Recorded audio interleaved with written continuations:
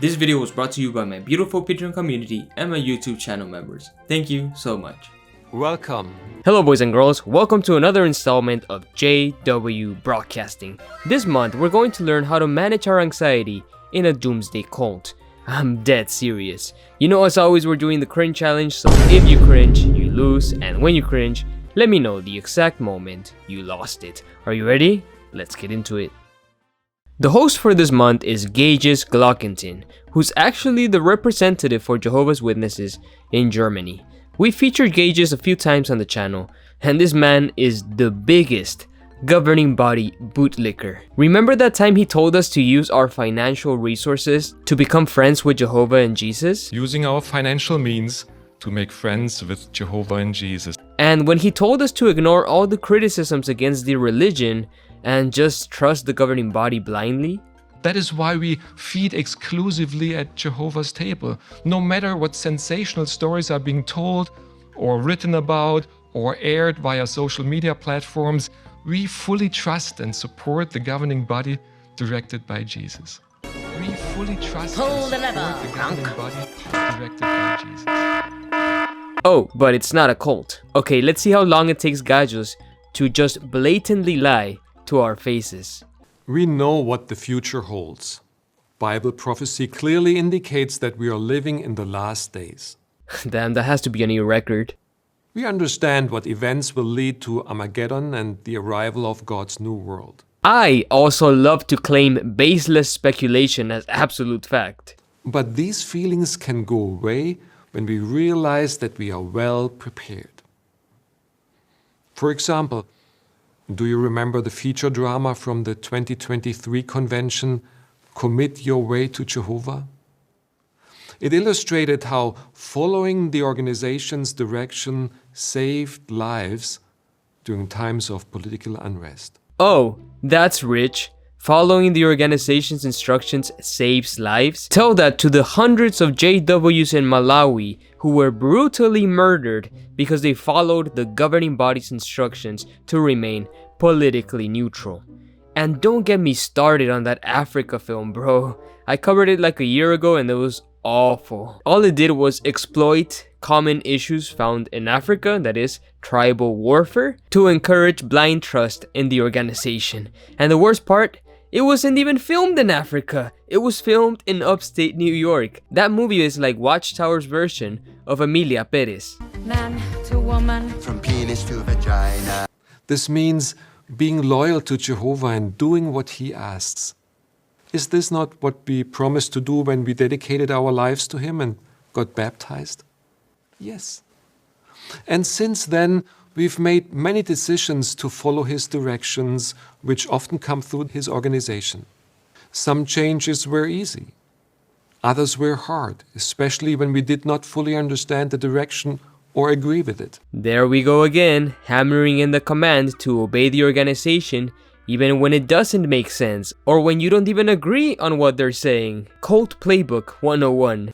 When we become anxious about what we might have to endure tomorrow, persecution, disaster, or health issues, don't we feel like we are in a storm? These dudes tell JWs not to feel anxious over future persecution when they're the ones who keep pushing the idea on them. In my opinion, the best cure for anxiety in this religion is to leave the religion. Peter reminds us to be different. For instance, we are different because of our view of material things. Using our financial means to make friends with Jehovah and Jesus. Materialism, a fleshly desire, has affected people around us, and many would sacrifice everything for material things. Just like your beloved organization sacrificed the previous shunning policy in exchange for a more relaxed one in order to appease the Norwegian government and get their state funding back. You know, in Spanish we have a saying, con dinero baila el perro, meaning give a dog enough money and he will start doing backflips for you. The Watchtower is no exception. Take away their most prized possession, money, and watch them bend over backwards to get it back. The amount of projecting in this talk is crazy. For example, many people are overly concerned about their financial future. While it's the course of wisdom to do some planning, excessive worry about material needs later in life may cause some to put undue pressure on children and other family members to pursue a secular career. Oh no! Not pursuing a secular career, dear heavens. This is common in some cultures, and it can affect us if we are not careful. We might feel pressured to imitate others. And this could even affect our friendship with Jehovah or what others in our family can do for him. Wow, just wow. So not only do you have to worry about your own relationship with Jehovah, now you have to worry about your family's relationship with the dude upstairs. Make sure you're not encouraging others to pursue a secular career, cause that might strain their relationship with Big J. Hey Gages, I thought each person was responsible for their own relationship with God. Guys, you see how this religion just generates needless anxiety? You're always walking on eggshells with fears of saying something that might stumble others. You're constantly policing your own thoughts and words. And now we're gonna get an example of how we can encourage family members to pursue the type of goals that Jehovah approves. In the following interview, notice how parents living in such a culture chose to prepare for the future. How much do you want to bet that the culture he's referring to is an Asian culture? Because all Asians are obsessed with college. I was a teacher, and as a teacher, I advise my students to study hard and choose the majors that can help them find a job with a higher income and a stable future. Sounds reasonable to me. You're gonna want a good job in Hong Kong, unless you want to end up living in those horrific cage apartments. Have you seen those? They're terrible. When my eldest son told me that he wanted to stop his current studies and start learning a construction trade, I was disappointed. I thought that even students who didn't do well could do that job, and that type of work would be physically harder for him. But he explained to us that being a construction worker would be useful now and forever in the new world. I eventually respected his decision. Hey look, I have nothing against construction workers. They're 100 times more hardworking than I will ever be. But choosing a career because you will be able to use it in paradise sounds like a terrible way to choose a career. It reminds me of what Toni Morris said a few years ago. What's the point in studying to become a doctor or a lawyer? We're not gonna need doctors or lawyers in the new world.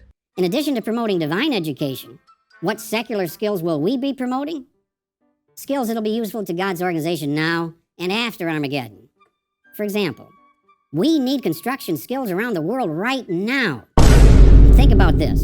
We will not need doctors or lawyers after Armageddon, but we will need carpenters and plumbers and similar construction trades. Ah, fuck you! Being different can be challenging. But wasn't it encouraging to see how this couple resisted cultural expectations and pressure? Yeah, I agree. Sometimes it's best to resist cultural expectation and start thinking for yourself. That's what I did. I resisted the expectations of my religious community and started using critical thinking, which is what led me out of this religion. Strengthening our friendship with Jehovah is the best preparation for tomorrow.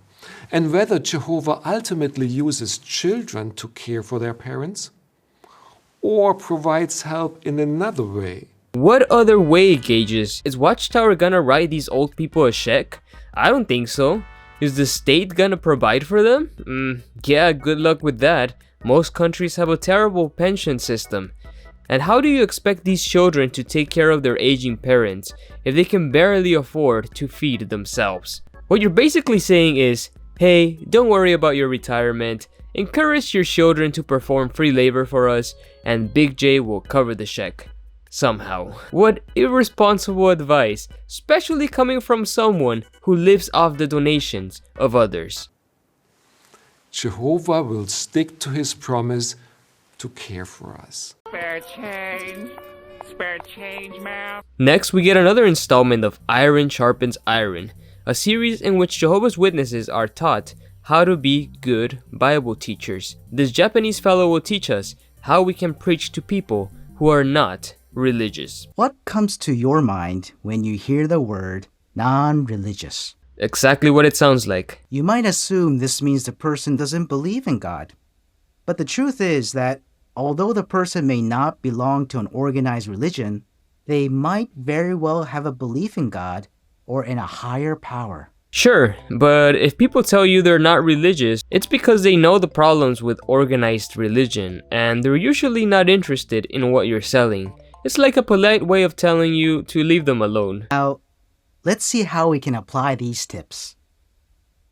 You know, with so many crazy things happening in the world right now, a lot of people feel like world peace is an impossible dream. What's your opinion? If this is about religion, I'm not interested. Everyone is free to believe what he wants. What is important is not a bunch of rules and rituals, but believing in God from our hearts. That's my opinion. I agree. No, you don't really agree. Your religion places more importance on rules and rituals than on belief. Now watch how this lady tries to empathize with the householder.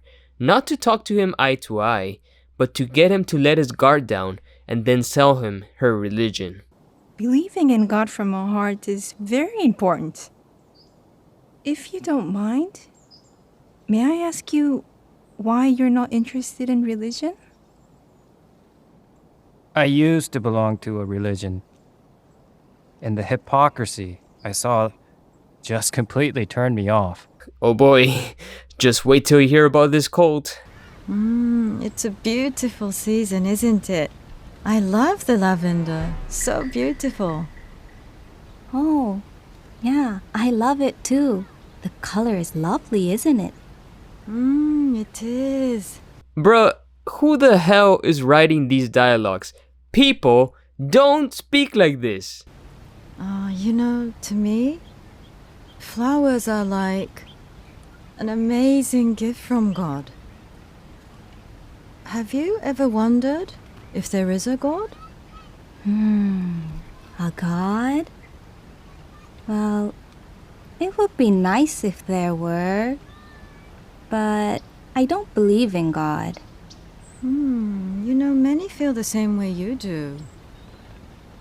If you don't mind me asking, have you ever wondered why some people do believe in God? For a variety of reasons, lady. Because they felt a supernatural force in their lives, or that's what their culture taught them, or just because humans are superstitious creatures that imagine entities where there are none. If some rando started hitting me with these questions in the park, in this monotone-ass voice, I would get a bit creeped out. Every year, there are non-religious people who become Jehovah's Witnesses. Now I'm gonna need you all to comment down below. Did you ever meet any people who were atheists and then became Jehovah's Witnesses? Because I was really thinking about it and I could only remember like one person I met who was an atheist and converted. Most Jehovah's Witness converts are already Christian, or at least familiar with Christianity. It's really hard to sell this religion to a full-blown atheist because Watchtower has really weak arguments for God. They only use the watchmaker argument, just appeal to the natural world and say, look, nature is complex, it must have a creator, right? And that creator is our version of Jehovah, who dislikes birthdays and blood transfusions. It's just so silly. I don't think these fake park conversations are gonna convince anyone. Never underestimate how the hearts of our neighbors can be moved when we listen to them with empathy and show we really care. Even those who seem unlikely to listen to our message can be touched by God's word and the genuine love we show. That's exactly what happened to a young man named Lucas Lacra. Here is his story. Next, we get the story of Lucas Lacra, a boy from India with a very rough past. I was a bully.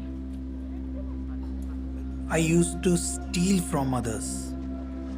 And I was very angry. I ran to see what was happening, but there was nothing I could do. When in front of my own eyes, my father was murdered. Later, I was taken away from my mother to work as a servant. They treated me terribly, with punches and kicks. They even strangled me once. I cried a lot. Damn, this poor boy can't catch a break. Alcoholic father, working as a slave, his mother dies. I mean, all of this childhood trauma made him a perfect candidate for indoctrination. A relative took me in. I noticed her daughter would go somewhere every Sunday, and this made me very curious. So I asked her where she would go, and she said to Bible meetings. Her daughter also told me that a couple would come every Friday to study the Bible with her. She invited me to join her if I wanted. So I decided to sit in on her study. I was impressed with the brothers studying with her. They were so kind. They cared a lot and showed love that was not seen in churches. Yep, you can't find love and camaraderie in other Christian churches, it seems. But hey man, I'm glad the religion helped you out in your life. What can I say? Some people are better off as Jehovah's Witnesses, that's just how it is. Especially if they had such a traumatic childhood. Brother Lacra's story shows how learning the truth really is life-changing. Next, we get a section called For a Happy Marriage. Because Watchtower is known for giving out great marriage advice. Just ignore the statistics that show that divorce rates among Jehovah's Witnesses are pretty much the same as anyone else. With two imperfect people, disagreements will happen. Oh, sorry honey, we listen to Jehovah and our menial salaries can't allow us to splurge like that. But they don't have to become arguments.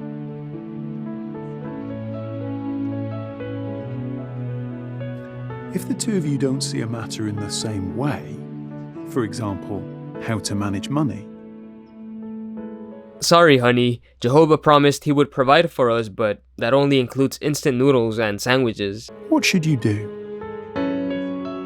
Should you insist until you get your way? Yes! You may need to set aside your cherished point of view and really try to see the value of your mate's perspective. Remember, seek his or her advantage, not your own. Recognize the merits of your spouse's viewpoint.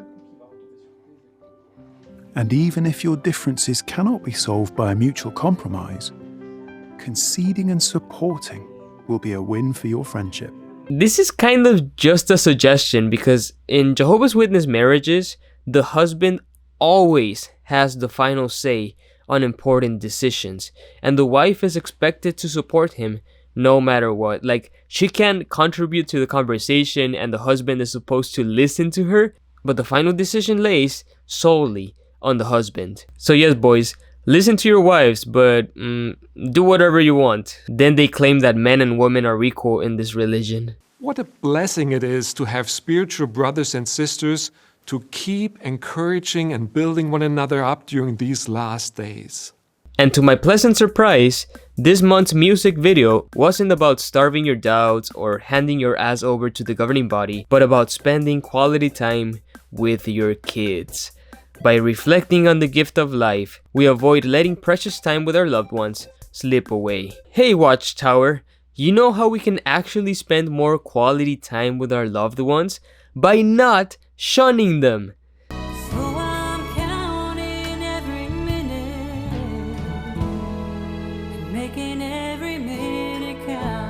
Irony aside, the music video is alright, it's a generic feel-good product. I'm just so used to having these music videos be blatant indoctrination pieces that when you see a wholesome family montage, it feels like whiplash. From the world headquarters of Jehovah's Witnesses, this is JW.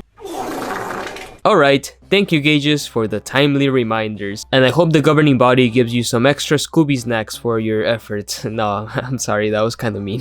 So guys, let me know what you thought of this video in the comments below, and let me know the moment you lost the cringe challenge because I love reading your comments. If you would like to support my work, please head on over to Patreon or become a channel member. It's only $1 a month, and you gain early access to all my videos. This channel would not be possible without your financial support, so thank you so much, guys. Take it easy, have a wonderful day, and stay away from the tower.